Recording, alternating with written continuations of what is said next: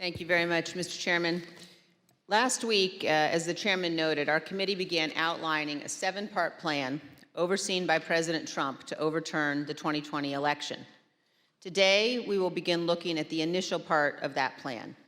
President Trump's effort to convince millions of Americans that the election was stolen from him by overwhelming fraud. A federal court has already reviewed elements of the committee's evidence on this point and said this, quote, "In the months following the election, numerous credible sources from the president's inner circle to agency leadership and statisticians informed President Trump and Dr. Eastman that there was no evidence of election fraud," close quote, sufficient to overturn the 2020 presidential election. The court's opinion methodically documents each of the principal reasons for that conclusion, and I would urge all those watching to read it. Today, we will begin to show the American people some of our evidence. Today, you will hear much more from former Attorney General Bill Barr's recorded testimony, and you will hear in greater detail what others in the department told President Trump, that his claims of election fraud were nonsense.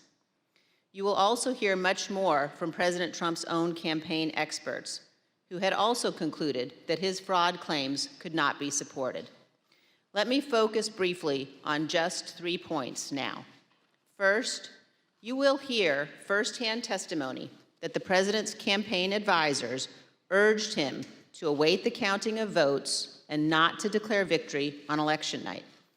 The president understood even before the election that many more Biden voters had voted by mail because President Trump ignored the advice of his campaign experts and told his supporters only to vote in person. Donald Trump knew before the election that the counting of those mail-in ballots in several states would not begin until late in the day and would not be complete for multiple days. This was expected, reported, and widely known. You will also hear testimony that President Trump rejected the advice of his campaign experts on election night and instead followed the course recommended by an apparently inebriated Rudy Giuliani to just claim he won and insist that the vote counting stop, to falsely claim everything was fraudulent. He falsely told the American people that the election was not legitimate. In his words, quote, "a major fraud." Millions of Americans believed him. Second, pay attention to what Donald Trump and his legal team said repeatedly about Dominion voting machines. Far-flung conspiracies with a deceased Venezuelan communist allegedly pulling the strings. This was, quote, "complete nonsense," as Bill Barr said. President Trump's own campaign advisors, his Department of Justice, and his cybersecurity experts all told him the same thing. Here, for example, is White House lawyer Eric Hirschman. His view was shared by many of the Trump team whom we interviewed. I thought the Dominion stuff was, I never saw any evidence whatsoever to sustain those allegations. And third, as Mike Pence's staff started to get a sense for what Donald Trump had planned for January 6th, they called the campaign experts to give them a briefing on election fraud and all the other election claims. On January 2nd, the general counsel of the Trump campaign, Matthew Morgan, this is the campaign's chief lawyer, summarized what the campaign had concluded weeks earlier, that none of the arguments about fraud or anything else could actually change the outcome of the election. Generally discussed on that topic was whether the fraud, maladministration, abuse, or irregularities, if aggregated and read most favorably to the campaign, would that be outcome determinative?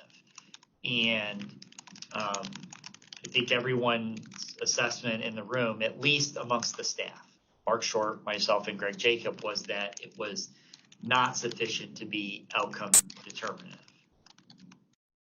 As is obvious, this was before the attack on the Capitol. The Trump campaign legal team knew there was no legitimate argument, fraud, irregularities, or anything to overturn the election. And yet President Trump went ahead with his plans for January 6th anyway. Mr. Chairman, hundreds of our countrymen have faced criminal charges. Many are serving criminal sentences because they believed what Donald Trump said about the election, and they acted on it. They came to Washington, D.C. at his request. They marched on the Capitol at his request. And hundreds of them besieged and invaded the building at the heart of our constitutional republic. As one conservative editorial board put it recently, quote, "Mr. Trump betrayed his supporters by conning them on January 6th, and he is still doing it." Another conservative editorial board that has long supported President Trump said last week, Donald Trump, quote, "won't stop insisting that 2020 was stolen, even though he has offered no proof that that is true." And this, Donald Trump now, quote, "clings to more fantastical theories, such as Dinesh D'Souza's debunked 2,000 mules, even as recounts in Arizona, Georgia, and Wisconsin confirm Trump lost. Those are the correct conclusions to draw from the evidence gathered by this committee. We have much more evidence to show the American people on this point than we can reasonably show in one hearing. But today, we will begin. Thank you, Mr. Chairman. I yield back.